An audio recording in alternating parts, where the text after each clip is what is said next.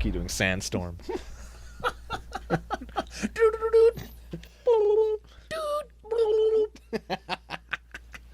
Fuck, we're good at this. Sandstorm is going to be in everybody's head now. Damn right it is. Oh man, I love a good sandstorm in the morning. Unless it's in my fucking yard. Hey, listen to Commander Cookout Podcast, episode 242. I'm Brando. I'm here with Ryan. Today we're going to continue the Arc of Strixhaven by talking about the shitty Jorah and shitty Atali. Now hit our theme song!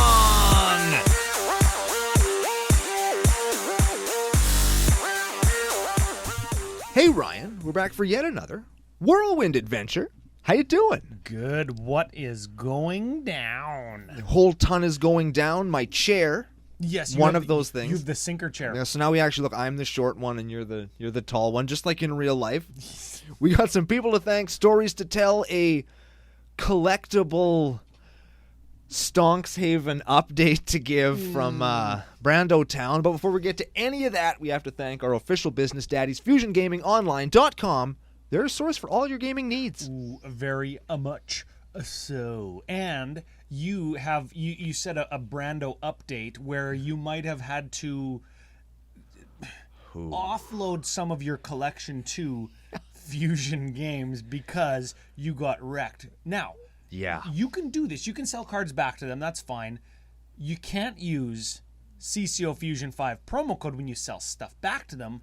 But like you opened up 2 collector boosters boxes and didn't get all of the singles you wanted. No. So if you are going to buy singles or any Magic products from Fusion, you can use it to save some money, 5% off your whole order. Also, never buy sealed product assuming you're going to get the singles you want. But assume you'll get 1 or 2, unless you're me. Unless you need Dragon's Approaches. Yes, I opened just one. Although you can't even assume you're going to get the Chase Common. Yeah. Is that a thing, a Chase Common? Dragon's Approaches. Dragon's Approach, yeah. It's right? a $3 common. Lightning Bolt Brainstorm. In any set but Strixhaven, all of those are commons. So skewer the critics. Oh, yeah. Right? You can never assume. That's it. So you tell us, because you actually got boned, and I called you out a couple times over the last couple weeks saying like you didn't actually. Oh, I sure did. But you did. I did. Fill us in. This isn't a MtG finance podcast, but I think this is important for people to know, to take, what's the word? To learn from my mistakes. I got 2 collector booster boxes. I opened them up, didn't open any of the singles I was chasing, which is neither here nor there. The only things I got for my decks, granted I updated 15 of my decks. That's pretty good. Yep. Cosmetic upgrades, nothing that was really worth anything or that I would have paid money for. Oh, you said cosmetic earlier. That means like you got a cooler version of something. Yeah, like I got a cool foil one, or you changed like a regular foil out for like a showcase foil, like that. Okay. Exactly. Like I got a new Cultivate. This is cool. I got the Thrill of Possibility with the cat on it. Now that I've learned that that's what that card is pretty cool. So I just bought a Thrill of Possibilities from Fusion. With the cat? No, it was like 19 cents. Oh, you missed out. Sure saved 5% using that promo code, though. So, after all that was done, I was left with this monster stack of cards. Japanese full art foils, fucking Mystical Archive foils, etched foil, Japanese Mystical Archives, tons of rares, there's lands, there's Deans, there's all this shit. And after I traded it all in, it sounds like you're going to be rolling in money, surfing or skiing down a mountain of money like Scrooge McDuck. The amount of store credit that I received for all of those cards was less than 1/2 of one box. So please go to Fusion, use the promo code, buy the singles you want, learn from my mistakes, and maybe avoid buying those collector boosters, because like at the best of times they're not the smartest thing you can possibly open for your money, but in this case, oh boy, if you don't hit that tainted pact to that demonic tutor, you're in deep shit. Yeah. Well, a couple things. If you're gonna play OpenFlippy.Drinky, oh hell yeah, you buy collector boosties. That's what F.U. Lenny did. Shit yeah. And he was like, oh yeah, I'm gonna play OpenFlippy or whatever, and I like middle finger emoji on the Discord or whatever. Right. And he opened up. Was it a Japanese or was it a like a Mystical Archive? He got a demonic tutor. He got one. Nice. Yeah, super sweet. Super cool. Now, couple things. Mentioned the Discord. Of course, benefit to becoming a patron supporter of Commander Cookout Podcast. Lets us bring you guys the show. Patreon.com/CCO Podcast. Another benefit. Now, this is coming up soon. You noticed, and I only noticed since we started recording, and I'm looking at the camera, you and I have the same shirt on. Different color, same shirt. Oh, shit. Yeah, I got the OG run. You got the second printing. Yeah, you got the first edition, shadowless. With the, wait, other sleeve where it's spelled wrong. See? We podcasting professionals. That's right. Not included on our resume, shirt making professionals. We leave that to the masters. Yes. Mm-hmm. The point is, we have a little bit of a poll out right now for merch that CCO Nation wants, and we want you to go there. Link will be in the show notes everywhere. Link is on Facebook, links on Twitter, links on Discord if you're a patron. And if you are a patron, I send a message through Patreon Messenger to everybody, so check your email. Go vote. Tell us what you want, because we are making it. And we just want to know what exactly you want, and we want to avoid stuff that you don't want. So go vote. Take the 15 fucking seconds and do it, because we actually want to know, so we're not like wasting everybody's time and money. Exactly. And we've got some stuff in the works, and it is fucking cool.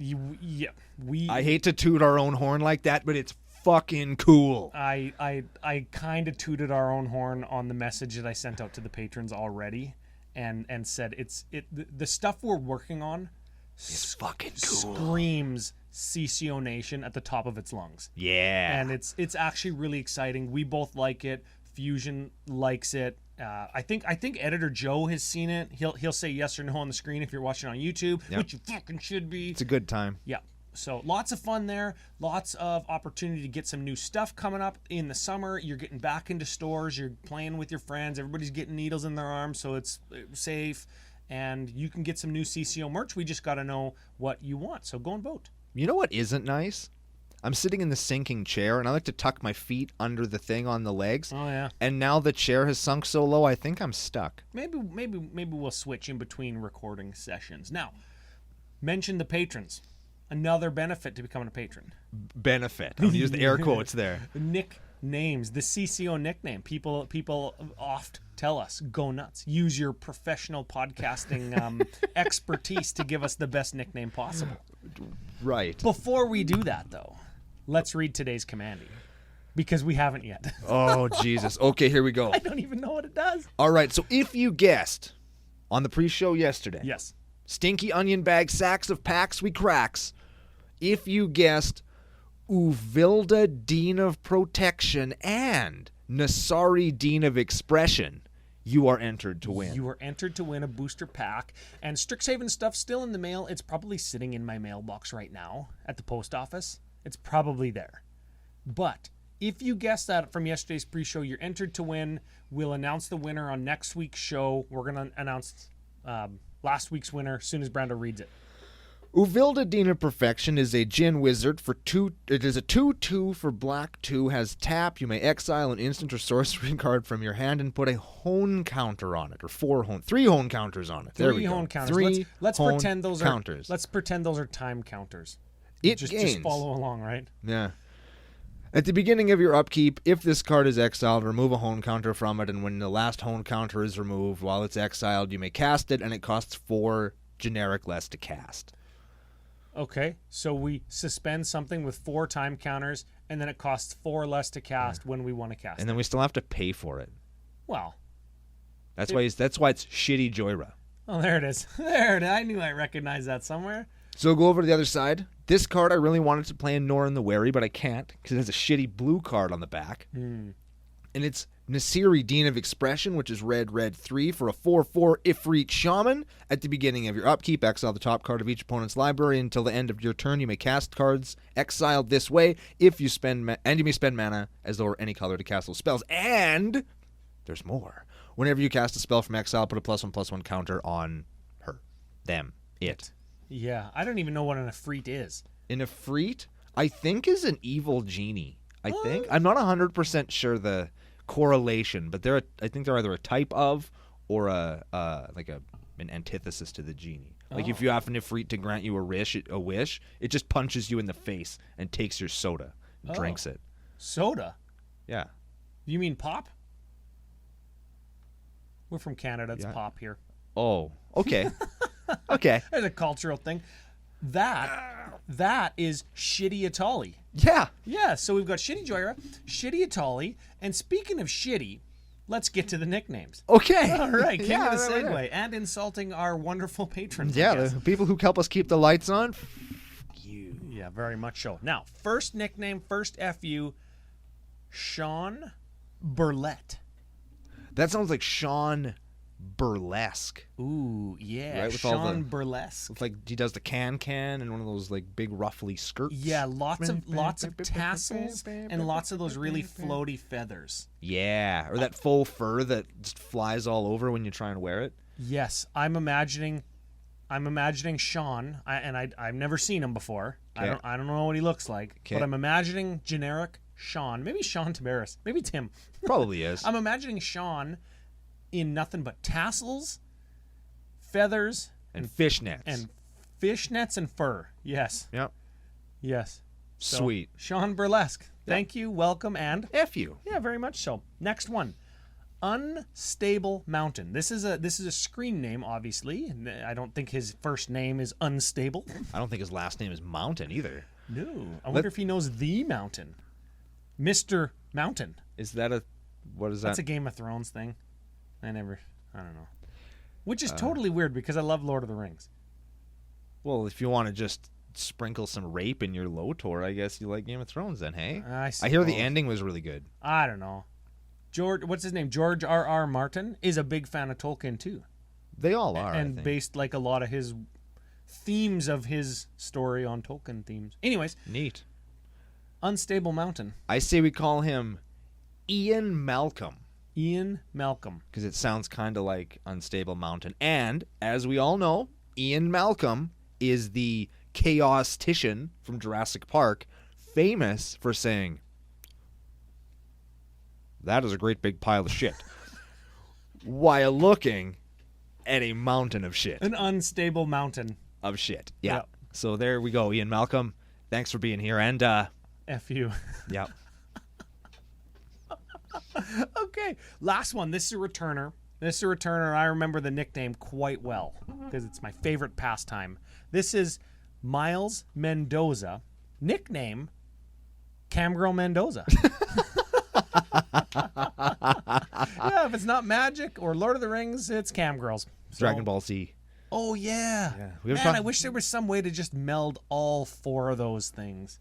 Magic, Lord of the Rings, Dragon Ball Z, Cam Girl. Well, honestly, I mean, I'm sure that Camgirl and any of those other three things does exist. I'm sure we could find those if we Googled it, but don't. and I'm sure if you just went and asked, they'd probably be like, "Yeah, sure." There's fucking yeah. nerds on here all the time. I need extra coins though if you want me to dress up like Goku. Yeah, like I got a Goku wig. I got I got a Hobbit wig. Yeah, I got a glowing blue plastic sword. And Oh, man. what would something be from? I got a Hobbit wig. I'll wear it wherever you want. No, I don't want that. Oh, nasty. I'll show you my Isengard. Oh, yeah. Put that or think. Oh, man. Moving on. Moving along. Moving right Okay. along. If you are interested in having your own Orthanc in whichever hole you'll have us in, Yeah. patreon.com/CCO Podcast. Now, we got one more business item to take care Oh of. shit. Okay.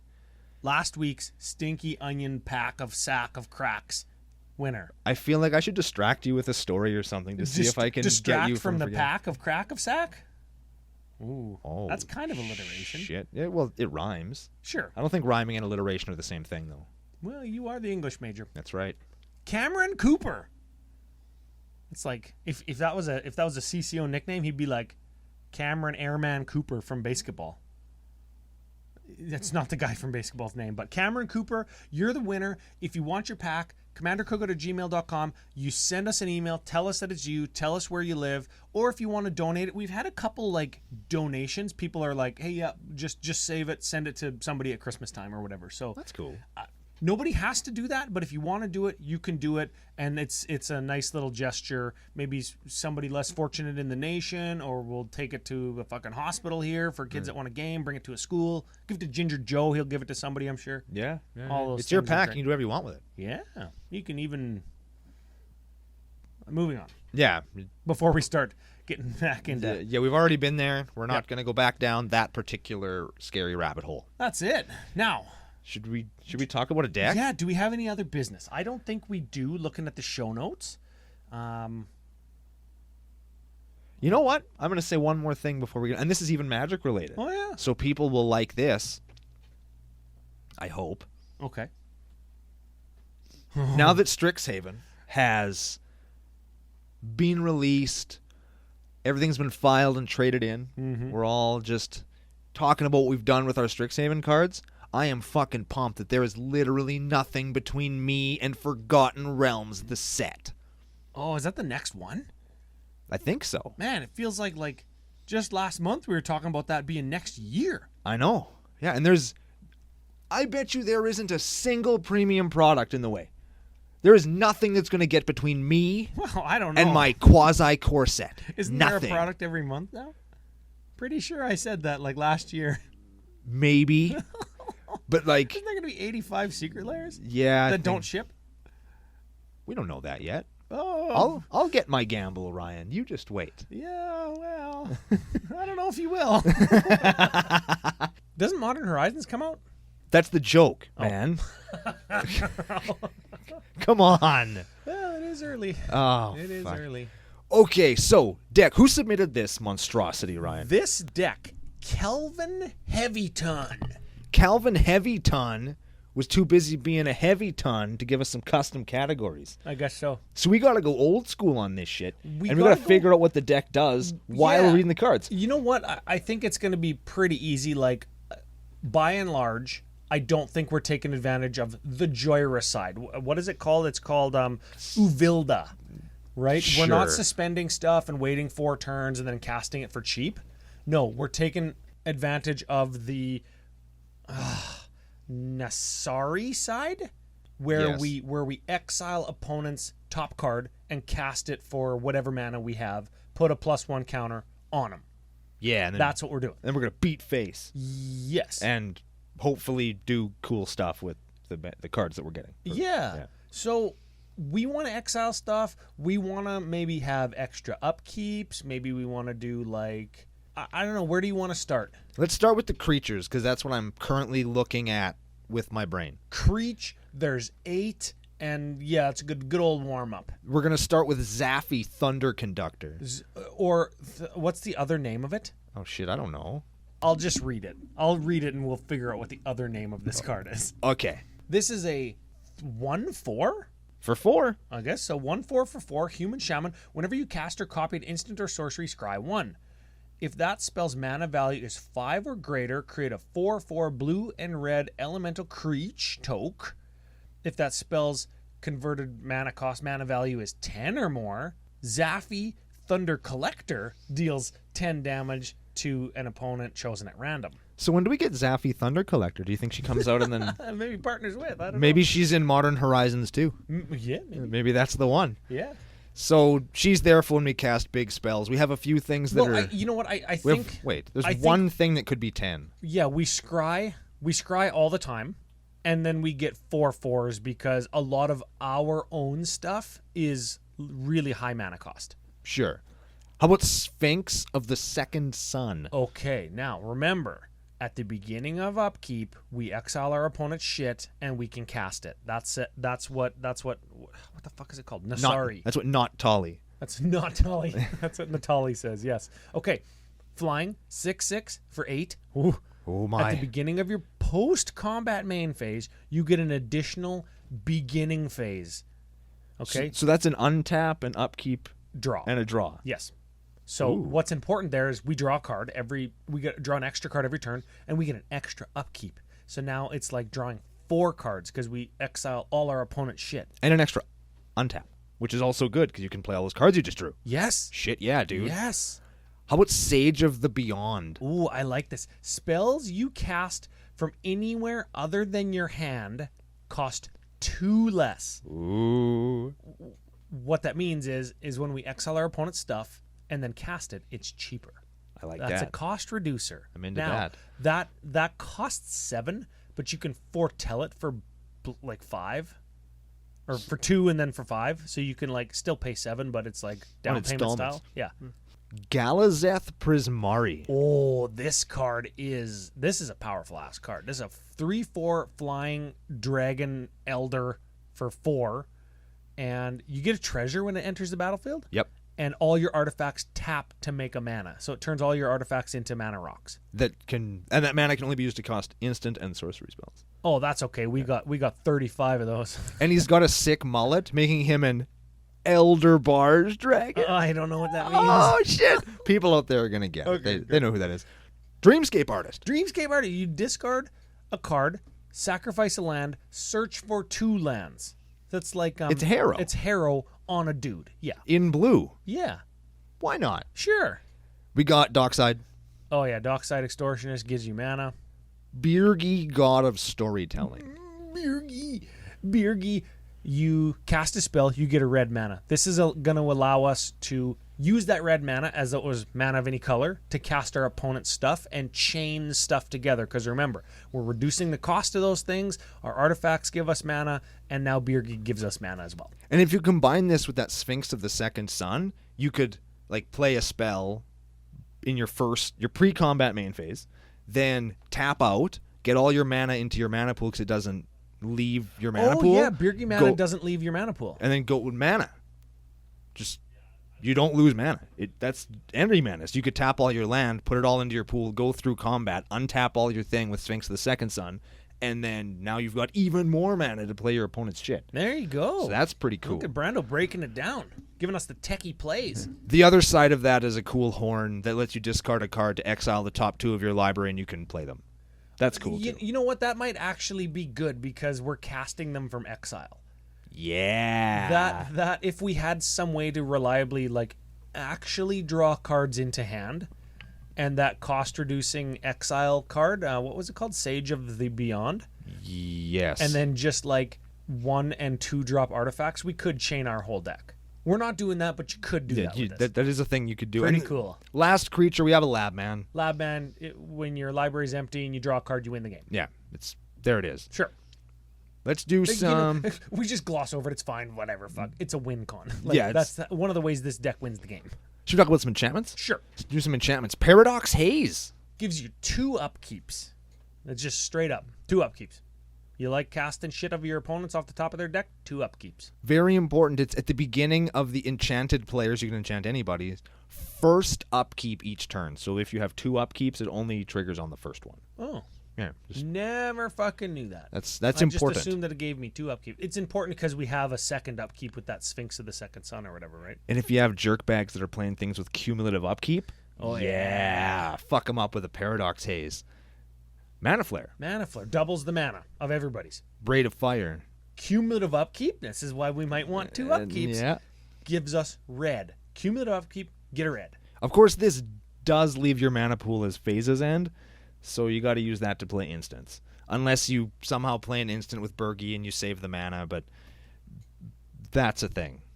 Super don't care because Nasarri, I had to look at it again, Nasarri gives us our opponent's cards during our upkeep. Oh, yeah. Yeah, so we just like use that mana that we got from Braid of Fire to cast our opponent's shit. Dig it. Yeah. And last enchantment, Ass Foretold.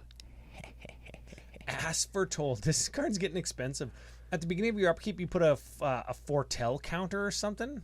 Put a time counter. Yeah. Time counter. Foretell counter. Yeah, fuck sure. You know, time counter is actually relevant because in Time Spiral there are cards that reference specifically adding and removing time counters. I was going to make a joke about just random fucking kinds of counters, and then I realized, our commander just has a random counter on it. That could be a time counter. Yeah. Anyways, once each turn, you may pay 0 rather than pay the mana cost of a card with converted mana cost equal to the number of time counters on Ass Foretold. Or less than. Oh, so it's just it's been out for 3 turns. You can cast a 3, 2, 1, or 0 drop for free. Mm-hmm. A 0 drop for free, eh? Nice. Yeah. Should we do some artifacts? Yeah, there's lots. Can you We'll just hit them, and hit we'll 'em? if they're let's do like way back CCO episode 10 quick hits. Hell yeah. 1,000-year elixir. Gives an activated ability haste. Strionic resonator. Doubles a triggered ability, right? So that'll double our Nassari's exile our opponent's shit. Yes, sir. Sol ring. Sol ring. Sapphire medallion. Blue stuff costs less. Ruby medallion. Red stuff costs less. Rings of Butthurt. Rings of Butthurt. There it is. Yeah, I heard it as soon as you said it. Doubles activated ability? Yep. Primal amulet. Instants and sorceries cost 1 less. Flips into who gives a shit because we're using it for the front side. Also, it flips over into a land that taps for any color and copies spells. Ooh, that's actually good. It's actually pretty good. Okay. Lithoform engine. Oh, what doesn't this card do? Really? You're making me quick hit it? Yes. Copy an activated ability, copy an instant or sorcery, copy a permanent with a token. Oh, Did we get there? We did. Is it Signet? Is it Signet?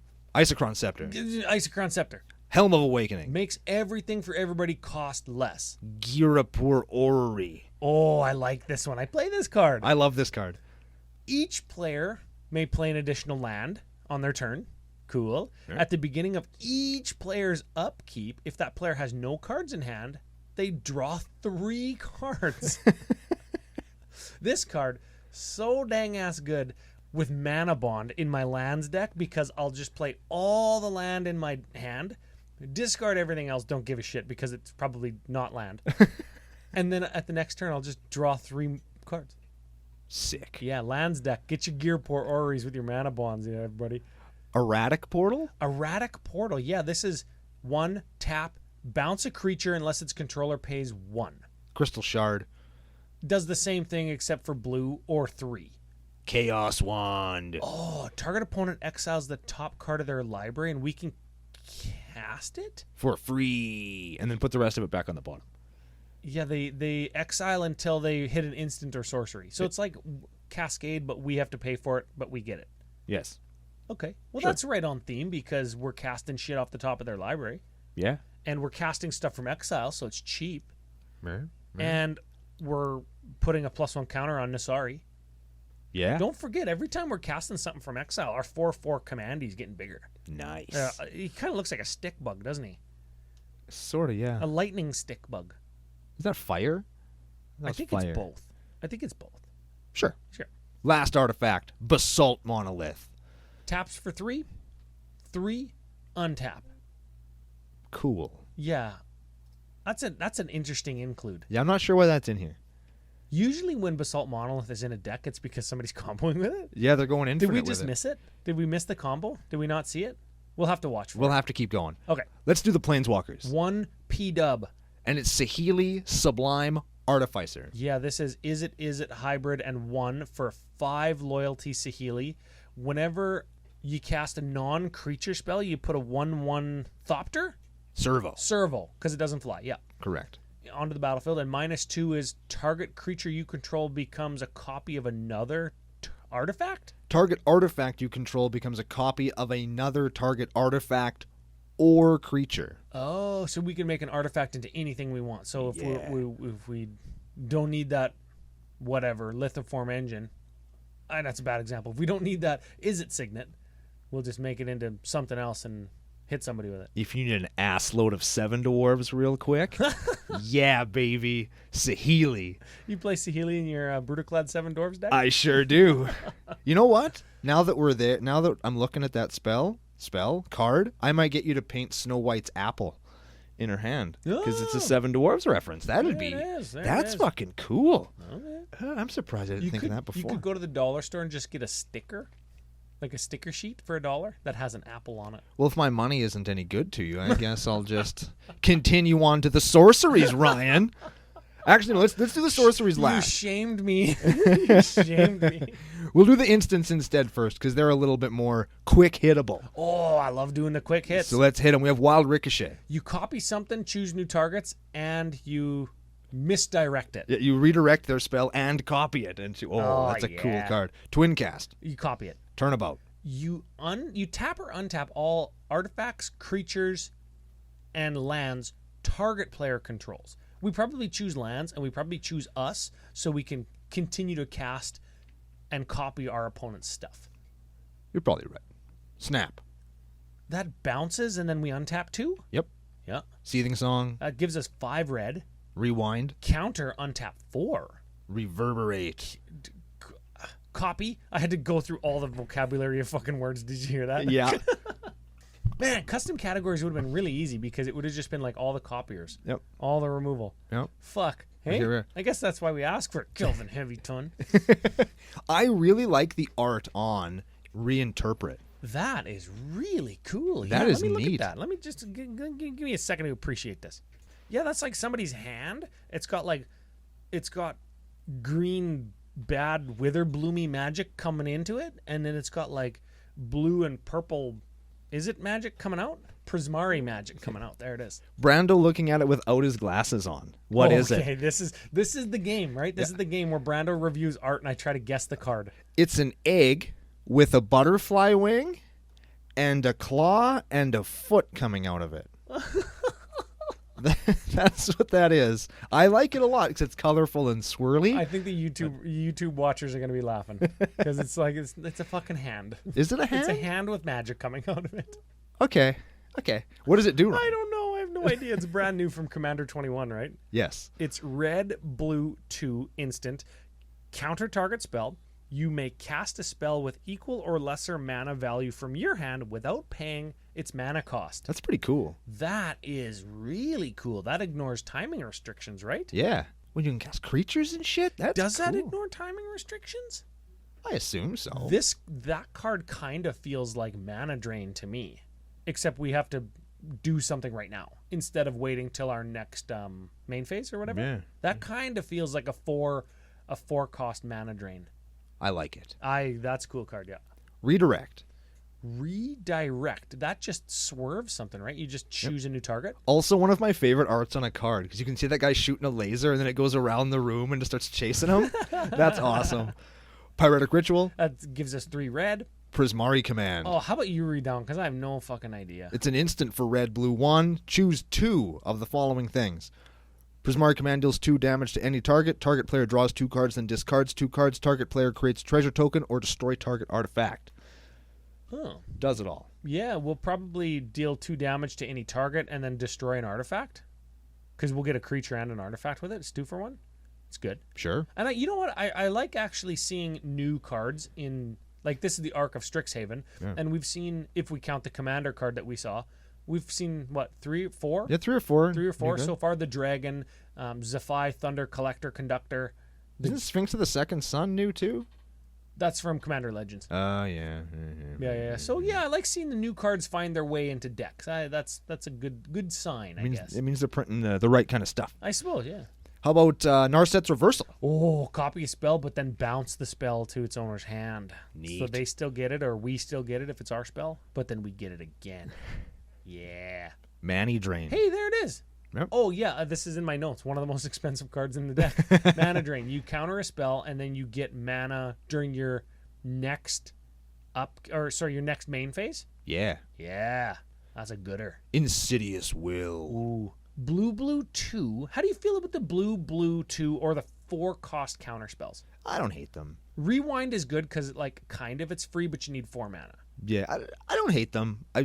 When they have something else tacked onto them, as they usually do, I think I'm okay with them. So I think the gold standard is like Cryptic Command, where it's like 4 mana, blue 1, counter a spell, do something else. Lots of times counter a spell, draw a card is like what you do with Cryptic Command. Right. Just like baseline ground floor level Cryptic is counter draw.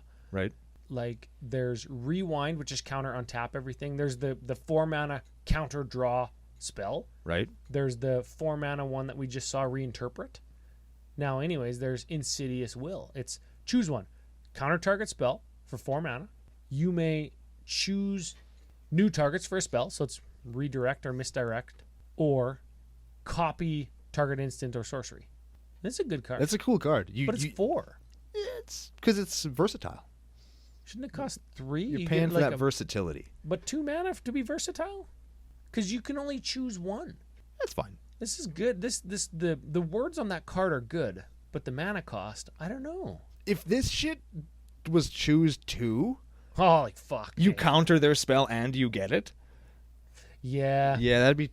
You're right. You can't choose 2. Or you'd have to tweak the words and then the card wouldn't be as good, but it would cost 3. And it's like, then we'd be having the same conversation, but we'd be saying, oh man, that costs 3, but it's not quite there yet based on text box. It could cost 4 and do better stuff. Yeah.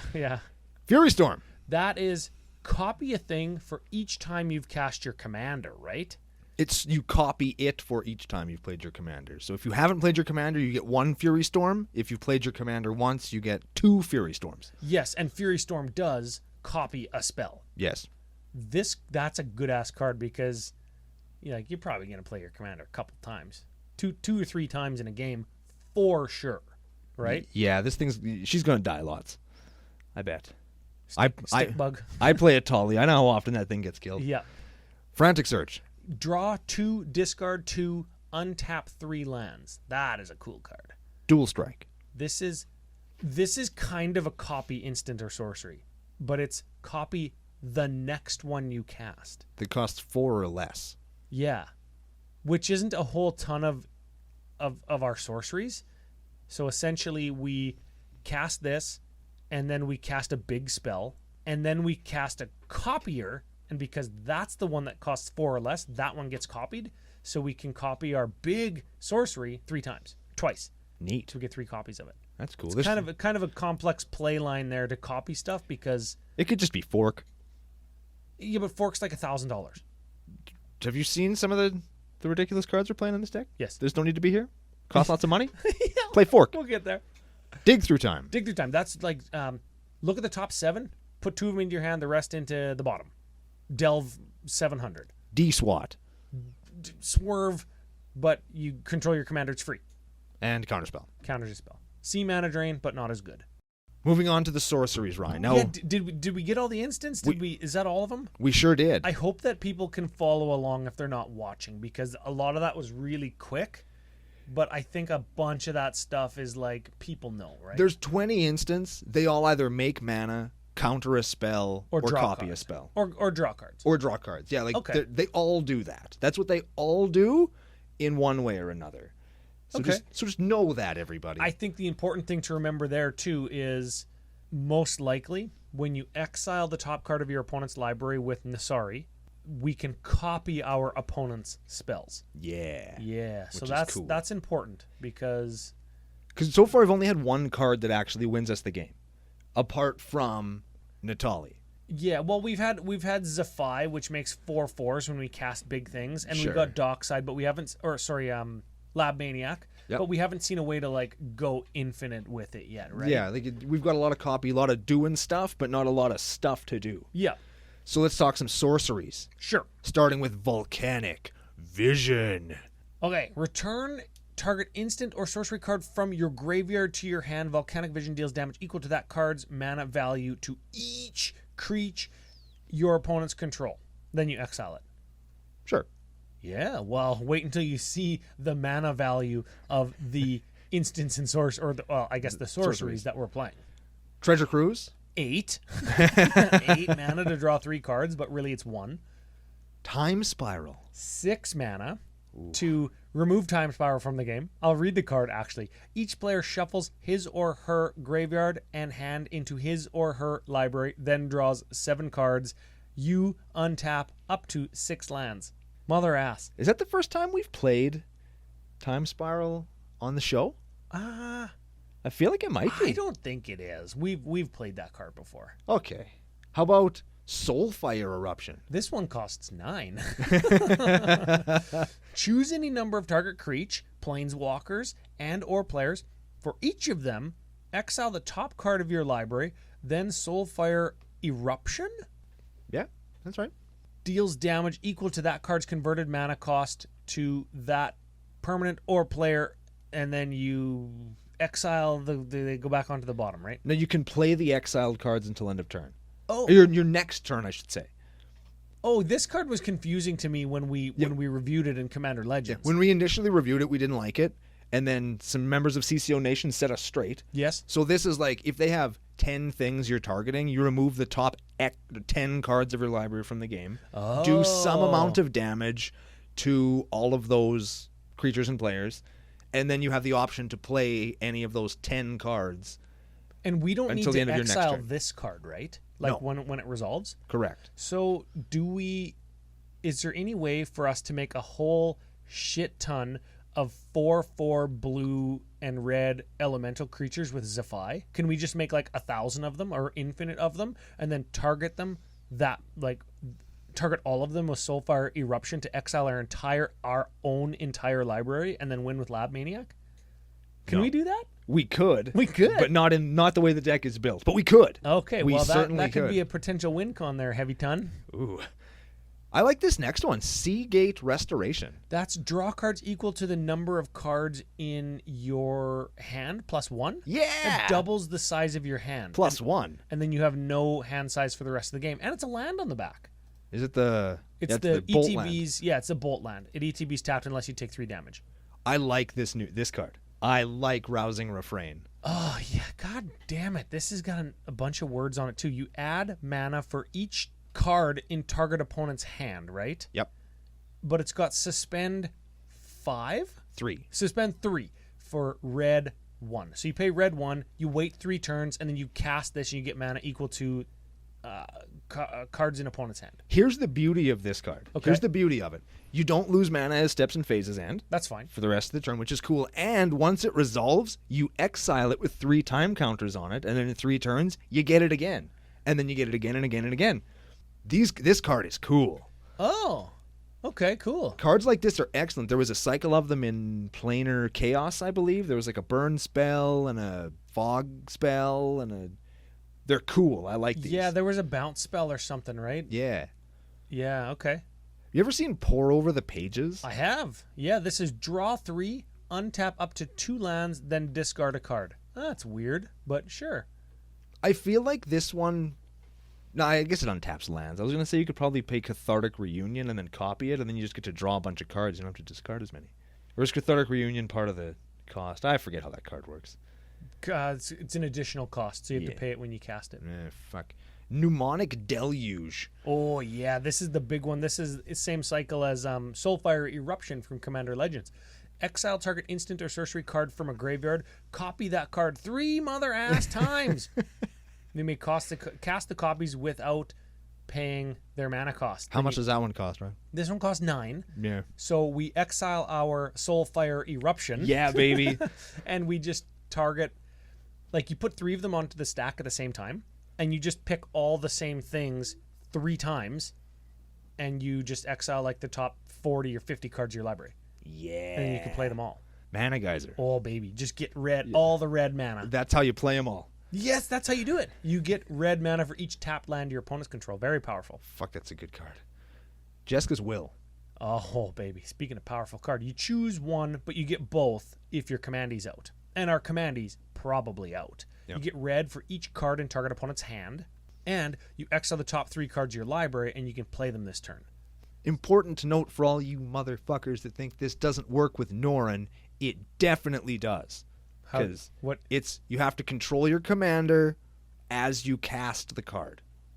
And you do with Norrin, because he goes away as you cast the card. Trigger on the stack. Sucker. It checks when on cast. Does it check again on resolution? Nope. Just checks on cast. As long as he was there when you cast the spell. Oh. So fuck Because yeah. Norrin's trigger would go on top the stack. It would resolve first, and then you would... Or resolve however I wanted it to, so long as I get both. But it works. Definitely works. Okay. And that's what's important to me, not to anybody else. So let's go on to Finale of Promise. Oh, baby. I love this card. This is red, X. You may cast up to 1 target instant and or sorcery card from your graveyard with converted mana cost X or less without paying its mana cost. If X is 10 or greater, you copy it? Twice. You copy each of them twice. So, 1 instant and 1 sorcery. yeah, so if And you've then already Mnemonic Deluged and you've already Soulfired Eruption, you're going to Mnemonic Deluge and Soulfire Eruption fucking 3 more times each. So you copy your Mnemonic Deluge Twice. And can you target the same card twice? No, you I can't guess because you need the card in your graveyard to target. And I guess one of those also, both of those are sorceries. That's crap. So you could do one of them in like a fucking. And you know what? Mnemonic Deluge it exiles itself, so it won't be in your graveyard unless it got milled there. You can Soul's Fire Eruption and fucking copy it. There, so you do it 4 times. Yeah. Sure. There, now we're talking. Now we're talking. All right. Echo of Aeons. That is Time Twister, right? You shuffle graveyard and hand into library, draw 7. That's right. All right, and it flashes back for 3. So it's this is secretly a fucking mill deck, isn't it? Yeah, for yourself. Yes, that's the best kind. Brass's Bounty. Is there any other kind of mill deck? Besides Persistent Petitioners, that is. Brass's Bounty is for each land you control, you create a treasure. This costs 7. Yeah. But it essentially it doubles your lands, right? Because you're getting a mana for each land you control. You know what else costs 7? Blatant Thievery. Blatant Thievery, baby. For each opponent, you steal one of their things.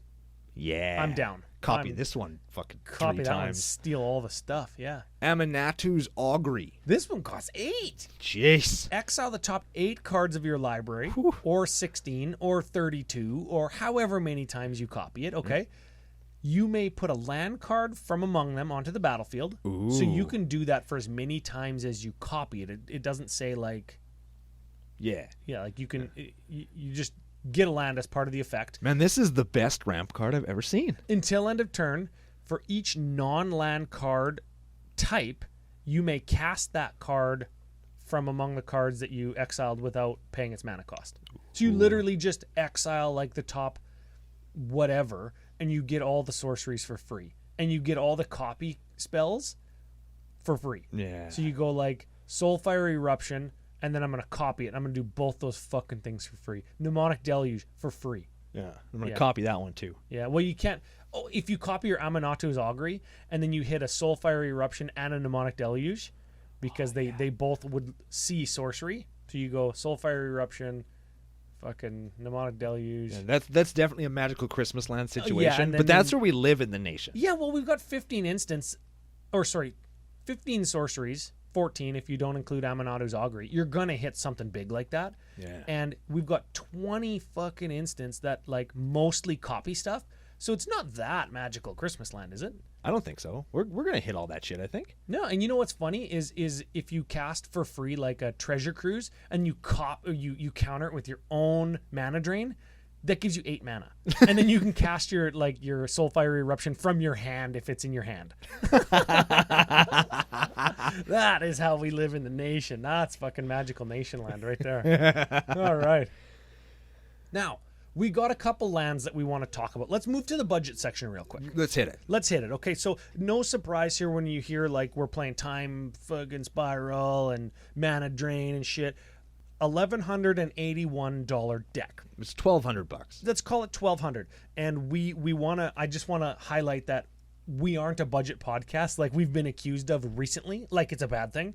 And we wanted to, like, one of the reasons we chose this deck is because it's specifically not budget and it's still really fun and really CCO Nation. Like, yeah. Like, rewind it 30 seconds and listen to the example I just gave. Yeah. Right? And it's not CEDH, even though it's playing like really powerful, expensive cards. Yeah. And I think that's important. Just because a card costs a bunch of money, it doesn't mean it's CDH also. There are lots of cards that cost a bunch of money that are super fun, but they're a bunch of money because they're on the reserve list or they're really old and too strong to be reprinted.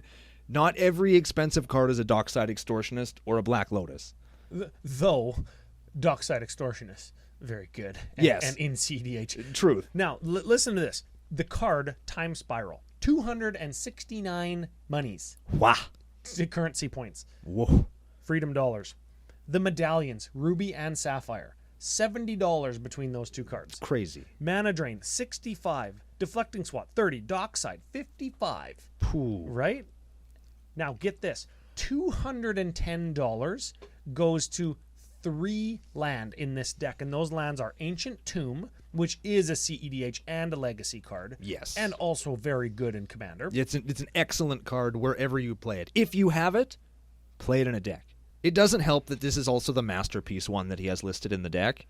which might up the price a little bit. Sure. The other two expensive lands, Lotus Vale at $65, and there is a Lotus Field, which is an actually better card, but because Lotus Vale is reserved list rare from Weatherlight, it's $65. Yeah. The same is true for Scorched Ruins, $65. We're untapping lands with our Snap and our Frantic Search, so I get it. Like, you can tap Scorched Field for 4 colorless mana. And if you can untap that with a Snap, and you can untap that with a Rewind, and you can untap it again with a Frantic Search, you can untap it again with a Time Spiral, and we can cast all of those maybe in the same turn, and one land has made us like 16 or 20 mana. Yeah. That's pretty dang ass good. Yeah. There's also some other ones that are surprisingly expensive. I just put one of these into a deck the other day, and Soldevi Excavations, it's $40 too. Yeah. And it's... What the hell? Hey, Like, I actually own that card. I didn't even know it was expensive. Me too. Yeah, mine's kind of beat up, so mine isn't worth $40. But like, some of those old cards, they just cost a bunch of money. Yeah. If the 8 cards that I just mentioned were cut from this deck, you'd be looking at $699 in savings. Dang. 8 cards. Yeah. And you'd be looking at a $482 deck, which still sounds like a lot, but it's mostly stuff that you're going to have. Yeah. Lots of this stuff is easy to get. Lots of it was recently printed. Yeah, so that's fine. If we move to strengths and weaknesses. Strengths and weaknesses. And I want to start with the weaknesses. Let's do it. That budget. That is a lot of money. If you think that you need a Time Spiral or those lands to play a deck like this, that's a weakness because it's going to turn people off right away. If you type in like budget Nassari deck, this deck won't come up. Yeah. Right? So it is what it is. Yeah. Does it have too much text? Is it too complex to play? Are you going to miss the dual strike, cast a big sorcery, then cast a little instant to copy it? Like, are you going to miss the minutia of how to navigate the words in this deck? I think that might be, I don't want to call it a trap, but I don't think so. I don't think that that's as big of a stumbling block as you might think, as most of those things, they're easy to understand and it's easy to get what they do. And that nuance and all those things like you just talked about all come with experience playing the deck. Yeah, you're probably right. I think for me, like, I don't like all of those abilities and text and all of those little finite things. It feels a little bit fiddly, like I have to read my cards over and over and over and over again, as opposed to something that's just like, cast this, do this. And this is not a deck that you would want in all Japanese or Russian or a language that you don't either know very well or that is known by everybody else. In CCO terms, this is not a drinking deck. No, it is a sober deck. No. Also, going back to the budget and the words, and all that, when you really, really read the deck, we were stretching pretty hard. Like, is the point of the deck to mill yourself with a Soulfire Eruption and then win with the Labman? Like, it's pretty cool. Like, it's cool, but what if your opponent is playing just crappy stuff? Like, what if you're not...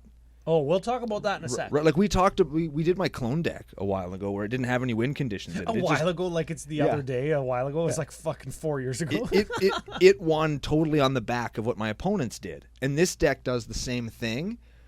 So is this a strength or a weakness? Because we usually call this a strength, and we'll talk about it in strengths is where I had it. It's a strength in that it's super fun and makes the gameplay really interesting, and the deck is never played the same way twice. But it's also a weakness in that if stuff doesn't kind of fall your way, because you're trying to copy instants and sorceries, not big fat fucking creatures. Yeah. So you like the spell you want might pass you by, or yeah, you know what I mean. You might not. Your opponents might not have an Exsanguinate or a Torment of Hailfire on the top of their library to exile with Nasarri. Yeah. Right? And then you'll miss it.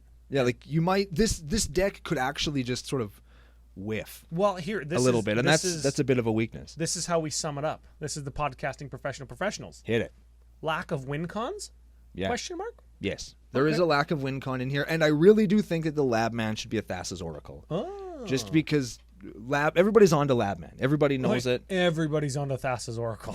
But Thassa's Oracle, once it hits the battlefield, if you're going to win, you're going to win. I It's, suppose. it's a trigger. You can't, well, I'm going to draw a card with my Labman. Well, I'll fucking kill Labman. Yes. Right? And then you just lose. You know what? Whereas Thassa's Oracle, that won't happen. Going back to what we were saying about including cards that are powerful CEDH staples, Mana Drains, Dockside Extortion, Thassa's Oracle, Galazeth Prismari is a card that people are talking about for CEDH. Does it get to a point, and this is my last weakness that I have written down, when you start to tune this deck up, does it get to a point where in casual circles people don't want to play against it? Yes. Not this exact deck and this arrangement, but this kind of deck that all of a sudden, oh, I'm gonna print this other thing. Oh, I'm gonna play Dramatic Reversal now because I want to untap my Lotus Field more. But I'm also playing Dockside Extortionist, and I'm playing Isochron Scepter, and I'm gonna side out that Unwind, and I'm gonna put in Cryptic Command because it's a little bit better, right? And all of a sudden you've got a deck that's very fiddly, complex, hard to play, leads to long turns if you're comboing, fringe CEDH based on the density of like very high powerful cards, and all of a sudden it's not a casual deck anymore, despite being like fucking janky mill yourself with Soulfire Eruption, right? You know what this deck needs? What does it need? Traumatize. Traumatize, of course. Right, there it is, right? This deck needs a goddamn Traumatize. Trauma dang ass ties, yeah. Let's move over to the strengths. Like, why you gotta be so fiddly with Soulfire Eruption? Just fucking traumatize yourself and copy it, and then draw 25 cards, and there's your win. There it is. And you know who's gonna laugh about that? Everybody, because it's hilarious. Traumatize myself, funny, 100% of the time. It's like watching a video of a guy getting hit in the nuts. Yep. Funny every fucking time. Every time you see it. Yep. Okay. Strengths. Strengths. Speaking of getting hit in the nuts. Multiple build paths. Yes. We outlined the CEDH. We said it's jank. You could do Traumatized Self-Mill. You could do Labman. Like, there's so many different things a deck like this can do. It's got 2 commanders. Choose your own adventure. Yeah, the deck does a ton of stuff, and that makes it fun. Do you play the blue half of the commander to make your... No. Okay. Not ever. No. No. Okay. The only time I would ever play the blue half of this commander in this deck is on turn 3, because I have nothing else to do, and I have my Fury Storm in my hand, so I know I'm going to get to play it, and then I just start swinging with that, whatever she is. Get her in there, get her killed again, so I can play not Tolly, and Fury Storm for extra. There it is. That's the only time. Sure, okay. It's the only time. I'm down. Okay. Could make very strong. We've covered that. That's a strength. Extra turns, extra upkeeps, fucking giant commander, Voltron, casting other people's shit. Yeah, you could make this real life. It's you cool. fill this with extra turn spells instead of all this jank, man, and you get extra upkeeps on extra turns. Well, then you're playing the extra turn deck. Yeah, yeah, I guess. Then you're playing a turns deck. Now this is what we were talking about before in strengths. It scales well. Yeah. And because it scales well, what that means is like it matches the power of your opponent's decks well because you're using their stuff. Yep. If their stuff's bad, yours is bad. But I still think it's a strength because it's a deck you can it's as bring good as anywhere. your opponent's deck. Yeah, you can bring this deck anywhere and play it to a certain degree, of course, but I think you could sit down at any casual game, play this, and have a really great game of Magic. That's what's important. And that's the biggest strength any deck can have. There it is. Holy fuck, you hit it. There it is. Okay, Spice Calculator. Spice Calculator. 42 of what is it? Uvila and Nassari's on EDH Rectacam. That is 34th among Izzet/Prismari commandees. Puts her right below Malcolm Keen-Eyed Navigator partnered with Dargo Shipwrecker, and right above Glacian Power Stone Engineer coupled with Togo Goblin Weaponsmith. So she's down in the dregs. Yeah, what the ass. They are in the shit. Not like any of those cards are really bad, but the combination of those cards is bad. So this is kind of funny, and this is reminiscent of Joyra decks of old. Average converted mana cost 3.85. That's actually way lower than I thought it was going to be. Because when you look at average CMCs for Joyra decks, it's like 5. Because they just play like Decree of Annihilation and Time Stretch and Omniscience and Draco and all that shit. Oh man, Draco and Camgirls? This is like CCO circa 2018. Yeah. That's the best. Okay. punch it all into the spice calculator, punch it into the uniqueness rating portion of the spice calculator. That is cards different than the stock page on edhrec.com. Ooh. Only 22 different cards. Huh. I think a little bit that's a result of like being a new commander. Like the baseline of the deck kind of gets identified, right? And I guess in a deck like this, we're sort of playing there's a lot of just the best stuff, mana drain, deflecting swat. Lots of that stuff is just, you want to have them in your Is It Spellslinger decks, and so here they are. Yeah. And the other thing that I identified from the Uvila and Nassari, or whatever the fuck their names are, page was a lot like the Joyra page. There's big, splashy, like Time Stretch, Expropriate, Volcanic Vision, all these 9 and 10 drop sorceries, right? Because you can cast them for free or cost reduce them. So 22 unique cards, different than what was included on edhrec.com's page. Punch it all into the spice calculator. 41.2. That's pretty good. Well, I honestly thought we were going to be higher. I thought we were going to be in the 50s or 60s. Also, no tutors. This is a deck that could really... I think that you could run a mystical tutor in this deck and not have anybody be mad at you. Because what are you going to find? Like, you're not going to find, like, a game-breaking, game-devastating spell. Yeah. Because you'll find your fucking Finale of Promise and then pay 12 for it and then pay 2 more to copy it. And it's like, what? Jeez, I'm paying 16. Just let me win. You know what I think? I think that... What's the card that says whenever you cast a spell, all players copy it? Hive Mind? Hive Mind. You need a Hive Mind, and then you Mystical Tutor to put an instant or sorcery on the top of your opponent's library, and then you exile it with Nassari. Then you can choose what you get to cast. That's what I think you want. I think you want that. And then you can nix that Labman or Thassa's Oracle, and then you can just put in like the pacts. And then you have an alternate win con where you just like pack, copy it a bunch of times, and then let all your opponents not be able to pay for it. And that's the Hive Mind Pact combo. Oh. There's a fucking deck right there. And then you're playing Pact of Negation. And more importantly, Pact of the Titan. Yes. Now we're talking. Yes. And Pact of Negation, really good card. Just like FYI, right? Yeah, just for those really of you that... good-ass card. Oh, you didn't know? Yeah, that's... Your ass already called somebody because you're listening to CCO. So that's a wrestling reference. Oh, you didn't know? That's Come right. Listen to CCO. Brando can cut the maddest wrestling magic podcasting promos of all time. Oh, thank you. I you know what? I want sound bites or just like a YouTube compilation video of Brando wrestling promo cuts, but they're all magic. They're all magic related, right? Like, I'll beat you like a stuffy doll. Yeah.